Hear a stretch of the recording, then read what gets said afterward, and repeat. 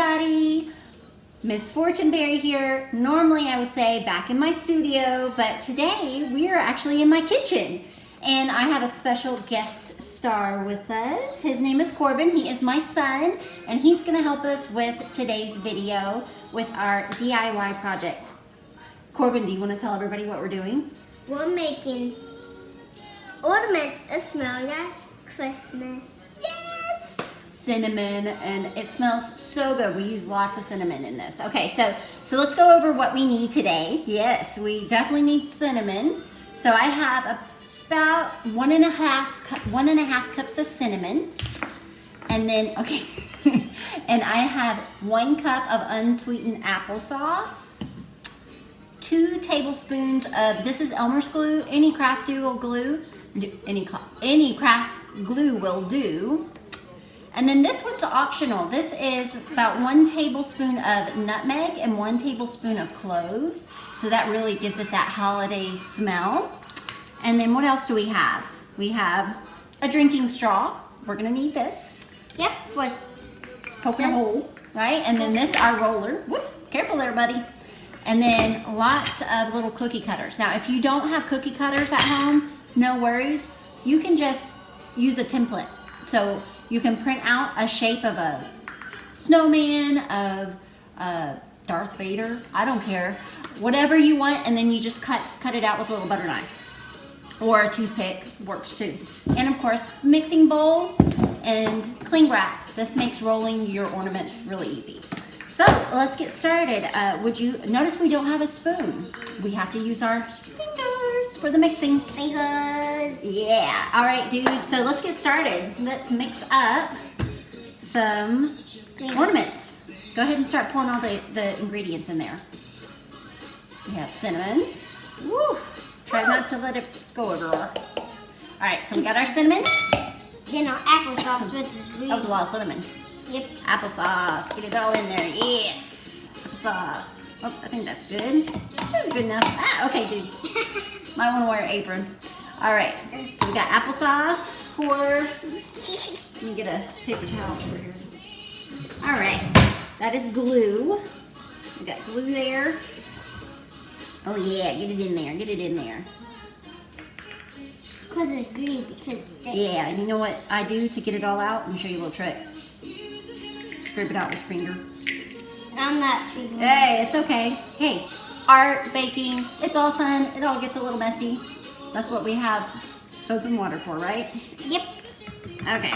And then our magic ingredient. The magic ingredients. So the cloves and the nutmeg's optional. Now, we're gonna take this and we're gonna stick our hands in there and just mix it up. You wanna do it first? What? Just take it and mix it. All right. Now, you wanna get your dough to be really thick and form a ball. So, depending on the climate that you're making this in, you may have to add more cinnamon. Cinnamon's going everywhere.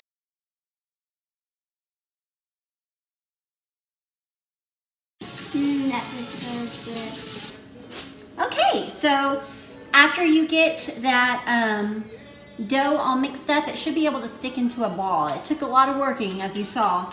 If you have to add applesauce to get it a little bit more sticky, or if it's too wet and sticky, it shouldn't stick. When you're seeing how it's not sticking anymore, I washed my hands and it's barely coming off. So sometimes you, depending on your climate, you might have to adjust the ingredients. So I'm gonna take just a little chunk of my dough. I'm gonna roll it up and I'm gonna put it on saran wrap. I have 2 sheets of saran wrap or plastic wrap. If you don't have this at home, that's okay. You can do it on your counter. This just kind of helps it from sticking to my roller and makes it a little bit easier. All right, dude, let's put this on top of here. All right, and then we're gonna just take it and we're gonna press down and roll it out. Mommy's gonna get it started for you, okay? So you go roll this way a little bit and roll that way a little bit. You're gonna wanna roll it, you gotta press down, use those muscles. You're gonna wanna roll it till it's about maybe 1/2 inch thick. You could go thinner, but the thinner they are, the quicker they dry, but the more fragile they are also. So I'm just gonna roll it out gently. Work with just a little bit at a time. Also, the thinner they are, the more they'll kind of curl up too as they dry. Move your little fingers there. We don't want to squish those. I like my ornaments thick because they last longer. These will last for years too, and they'll smell for years too. Boy, that looks pretty nice, huh? I'm gonna peel that off, and now the next step is to get your cookie cutters or your template and cut out your shapes, whatever shape you want. Which one? You want the gingerbread man? All right.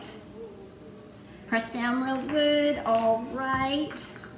And then we're gonna peel away the extra sides. There we go, and then we're gonna, voila! Now we have our little, it looks and smells like a delicious cookie, but it's not. Okay, after you get your shape cut out, now here is where you need the straw. If you are gonna use these as ornaments, you need to poke a hole in the top of it. You wanna poke a hole about right there with your straw. There, you gotta go all the way through it. You wanna poke it out so we can stick a ribbon in there. All right, so this guy is ready. So I'm gonna put it down on my baking sheet, and we're just gonna continue with rolling out the dough and cutting out the shape. So we have all of our ornaments cut out with our cookie cutters and our holes. Whoops, double check, make sure you get all those holes. We missed a hole there, Corbin. So make sure you have a hole in them if you're using them as ornaments. And make sure that it goes all the way through. So if I turn this over, I can see that the back is a little closed. So you want to be able to stick your ribbon or your hook through it. I am a little impatient. We really want to get to the fun decorating steps with the paint and the glitter and all that. So I set my oven to 200 degrees, and I'm gonna let these bake for about 2.5 hours. If you have a food dehydrator, you can let them slowly bake in the food dehydrator for about 6 hours. If you don't want to use any of that, you don't need to. You can just find a place to store them, a nice dry place, and let them sit for about a day. Halfway through, I would flip them. If you live in a more humid climate, though, it might take a little while. I live in Houston. It's humid. It's really humid here all the time, so it would take a day and a half to 2 days to dry. So just check on them. When they seem really hard, they're done, and you can decorate them. All right, so let's put these bad boys in the oven. So our ornaments have the house smelling divine. Smells good, huh? Smells like Christmas. Yes. Okay, and so we are ready. I let them cool. We're ready to paint them and decorate them however we want. You could just leave them plain. They're pretty cool looking plain too, and just put a ribbon through it and hang it on a tree or hang it in your car as an air freshener, because that's what I love to do with them. Or you can paint them like we are going to. So we just had whatever I had in my closet. I have a bunch of craft paint. I have glitter, I have pom-poms and glue. So we're just gonna go to town and decorate. So what do you have there? You have a star you're gonna decorate? Star, and it's gonna be yellow, so. And I have a gingerbread, and I'm gonna decorate it. And I actually got a little paint in a baggie and clipped the bottom of it so I can ice it like if I were to ice a cookie.